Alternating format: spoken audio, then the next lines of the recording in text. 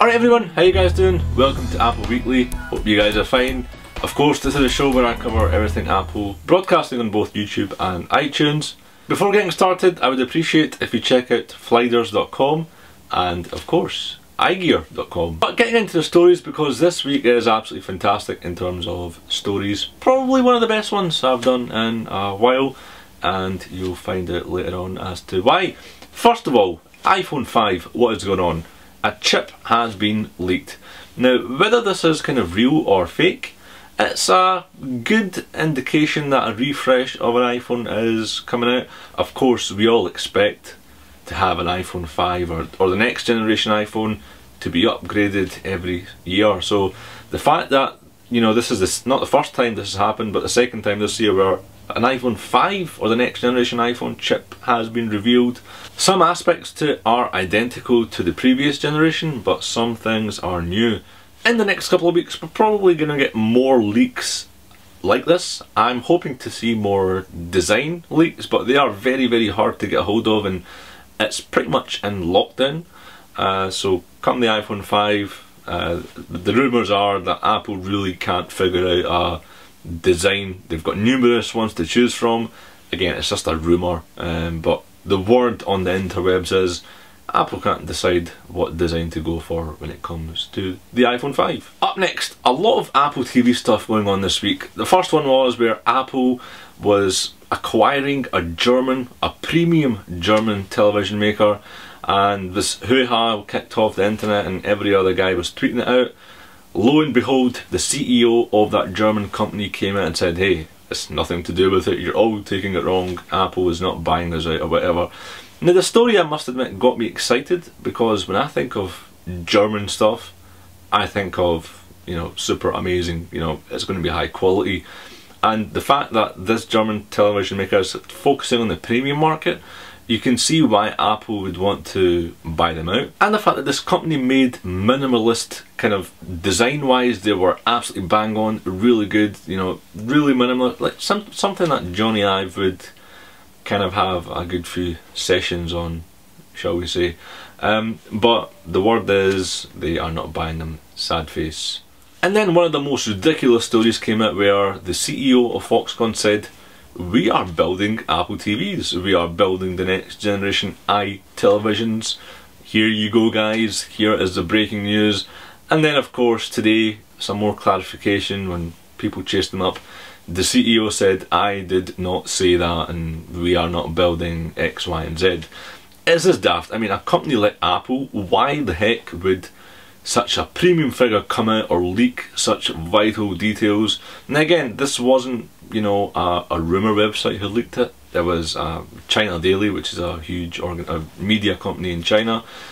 So whether who said what or something was misinterpreted or miscommunicated or whatever, Apple probably aren't so happy that this happened. Or then again, they could be, just to get that extra bit of publicity.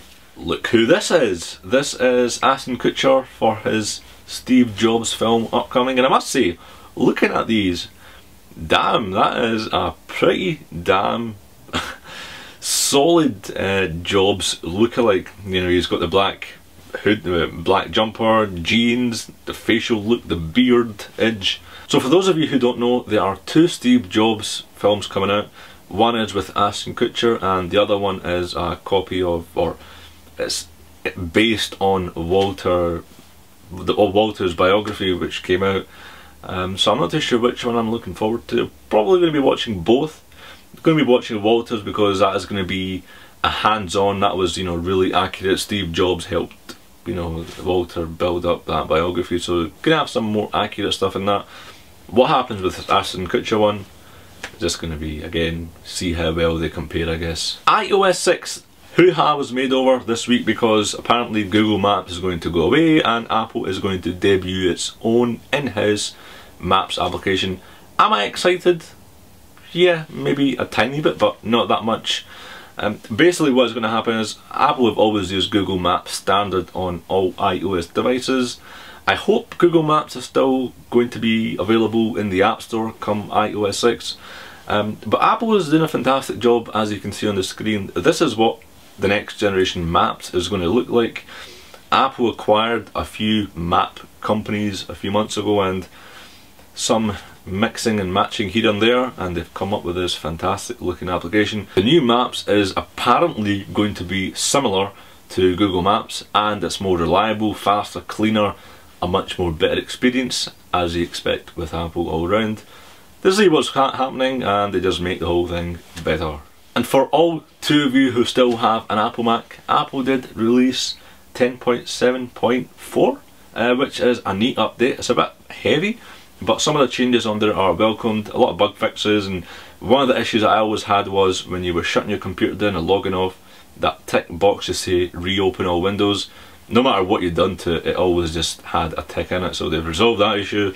And they've also released iOS 5.1.1. Some HDR issues have been fixed. Some App Store purchases where you were buying an app or updating an application, it would give you an error. And generally just bug fixes. It's a free upgrade for both Apple and iOS. Why not get it? Next up, this is pretty interesting, and I didn't expect Apple to do this, but over the past couple of months there's been a lot of attacks on Apple's operating system, you know, malware and viruses and so on, but Apple has, it could be argued, done a bad job, done a good job, or whatever, but the threat is continuing to rise every other week. You know, every other week you're seeing some sort of malware getting in. You know, the last one affected a couple of 100,000 machines, which is, you know, quite serious. And Kaspersky have been invited by Apple to come in and analyse, you know, the situation, you know, what is the threat, how to eliminate it, how to make it better. And they are probably getting a hefty paycheck at the end of the day. But, you know, I've always viewed, it might just be me, but antivirus companies are, it's just kind of, it's just a mess. They're in the business. Imagine a world without no kind of viruses. These companies wouldn't exist, so the threat always has to be there, you know, for them to still be in business, if you get my drift. But at the end of the day, this is good for us users, because Kaspersky is a big virus organisation on one hand, and for Apple to invite them, to invite the experts, so to say, and fix this, it is a bit controversial. I'm not too sure if I think this is right or if this is wrong, but it is kind of a proactive step by Apple, I guess. So hopefully come mountain lion and so on.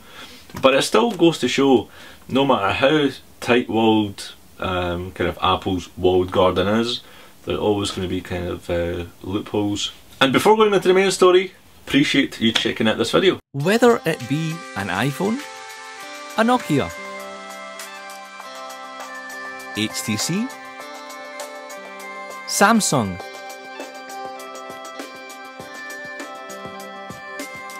heck, any smartphone on the market, it's compatible with our garments. There is indeed a pocket for this, and a pocket for that. You can buy it today at igear.com. Be sure to follow us on Facebook and follow us on Twitter. You never know, you might be the next one to get in on our free giveaway.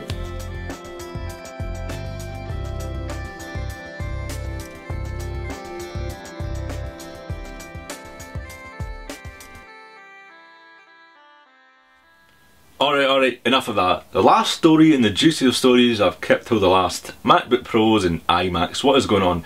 Now this is the time where when you see something like this or hear something like this, you know the next generation Macs are pretty much on their way. Now 9to5Mac, who have put a detailed report up as to what is going to come in the MacBook Pro, it looks pretty meaty, as I would say.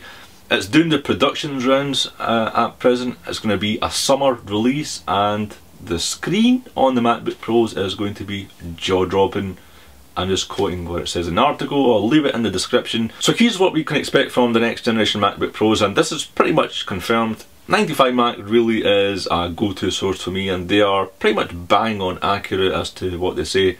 They've got Mr. X, who pretty much is a sneaky wee bugger inside Apple somewhere, taking all these secrets and passing it, and they have been reliable in the past. So redesign, we cannot expect the MacBook Pros to have a MacBook Air look. The new MacBook Pro is really going to be a much more thinner MacBook Pro. It's not going to have the aesthetics of this bad boy here that I have. It's still going to maintain that heavier or premium aluminium, if that makes sense. That, you know, the chunkiness is just going to come a bit down. In terms of port allocations, everything is going to be as it is on the current MacBook Pros, with the addition of USB 3, you heard me correct, and with the Thunderbolt ports and the SD card. What they do internally hasn't yet been clear. Of course, Ivy Bridge is going to be there, but in terms of how good is the battery life going to be, that is not known. The display on it is meant to be the best thing ever. I haven't seen it yet, but it's going to be jaw-dropping, the biggest surprise apparently. One of the disappointing things is there is going to be no Ethernet port, which is a shame for a Pro machine. I can understand why they didn't put it on the Airs, because, you know, the Air is a machine where the less the better, because it's got to maintain lightweight and so on, and that's why you can see me easily hold this, you know, throughout this whole video. With the Pros, on the other hand, you are going to be based on a desk most of the time, and, you know, a wired connection is always +1, but of course you can get a USB adapter for Ethernet, so it's not going to be so difficult, but it's just like, meh, you know, why not just have an Ethernet port? In addition to this 95 Mac report, there's been a Geekbench reference of an unknown MacBook Pro, and of course it's nothing in terms of speed or score as to the current versions available in the market at the moment. So again, this is not really, you know, you can't really say if this is real or fake, but everything going by what they've done in the past in terms of updates, it looks kind of on par in terms of the scoring from previous versions. And also the new update to Lion 10.4 has references of high resolution displays and Retina displays within the coding of the new software. So all of that, combined with this 95 Mac report, combined with the Geekbench results, combined with today Cult of Mac showing Best Buy showing a fire sale of all the Macs. And when a retailer has a fire sale across all Macs, it's usually a case of clearing out stock, making way for new ones. In addition to this, a few resellers in Europe, Germany, some here in the UK are beginning to stop getting new supplies. They're low in stock. And just to round up all the MacBook Pro stuff, in terms of pricing and, you know, what models are going to be available, that really hasn't been revealed yet, but all we know is it's going to be a summer time frame. And what I've just said from before, the shortages, the sales, we can expect it fairly shortly. And in terms of the iMac, because I know there are a few people waiting on it, and including myself, there has been a Geekbench reference found to new iMacs as well. And what's good about this is the identifier. In February, when Apple showcased the Mountain Lion, there was coding found within the new Mountain Lion saying, you know, these Macs are references of upcoming iMacs. Well, this correlates and matches what has been referenced in the Geekbench. So, you know, the Geekbench stuff does look pretty bang on, and again, there is no availability. All we know is the iMac, which was referenced, was running an Intel Ivy Bridge chipset at 3.4 GHz, I believe. But I guess come the next few weeks, hopefully next Apple Weekly, we'll have more information as to what we can expect. A redesign, pricing. I don't really care about pricing, it's always just going to be the same with any Mac.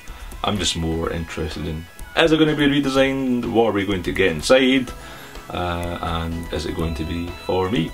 Guys, this is it for Apple Weekly. I hope you liked it. If you can leave a comment or video response down below, that would be absolutely fantastic. Those of you watching on iTunes, feel free to leave a comment down below. You can join me on iglaswegian.com, and I shall see you in the next video, guys. Cheers! Hey Gary, here's the documents you asked for. Are those flighters?